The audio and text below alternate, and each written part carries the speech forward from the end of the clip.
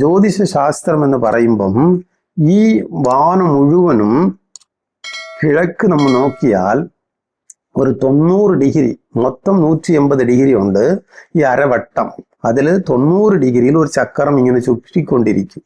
ഈ ചുറ്റിക്കൊണ്ടിരിക്കുന്ന ചക്രം 12 രാശിയായിട്ട് അത് പിരിച്ചിട്ടുണ്ട്. അതിനകത്ത് 7 അധിപന്മാരെ കൊടുത്തിട്ടുണ്ട്. അത് സൂര്യൻ, ചന്ദ്രൻ, ചൊവ്വ, ബുധൻ, വ്യാഴം, വെള്ളി, ശനി, ഈ 7 അധിപന്മാരും അതിനകത്ത് കൊടുത്തിട്ടുണ്ട്. ഈ അധിപന്മാർ ഇങ്ങനെ ചുറ്റിക്കൊണ്ടേയിരിക്കുമ്പം നമുക്ക് എഴുതിയിരിക്കുന്ന വിധി, ഇവർ ചുറ്റിക്കൊണ്ടിരിക്കുന്ന കാലം, നമുക്ക് ഈ ദിശാന്തരം എന്ന് വരുന്ന കാലത്തിൽ ഇത് നമുക്ക് ഇങ്ങനെ സംഭവിക്കും. അതല്ലാതെ ഗോചാരം എന്ന് പറയും. ഈ ഗോചാരം എന്ന് പറയുന്ന സമയത്തും ഈ ഗ്രഹങ്ങൾ ആ സ്ഥലത്ത് വരുമ്പം നമുക്ക് അത് സംഭവിക്കും.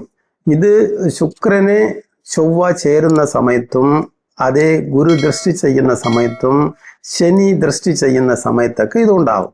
അപ്പോൾ കറക്റ്റായിട്ട് ഈ സമയത്തിൽ ഇതുണ്ടാവും എന്ന് നമുക്ക് പറയാം. സമ്പൂർണ്ണ ജാതകം, പ്രശ്നപരിഹാരങ്ങളോട് കൂടിയ 86 പേജുകളുള്ള സമ്പൂർണ്ണ ജാതകം നിങ്ങളുടെ കൈകളിൽ ലഭിക്കുന്നതിന് താഴെ കാണുന്ന നമ്പറിൽ ബന്ധപ്പെടുക.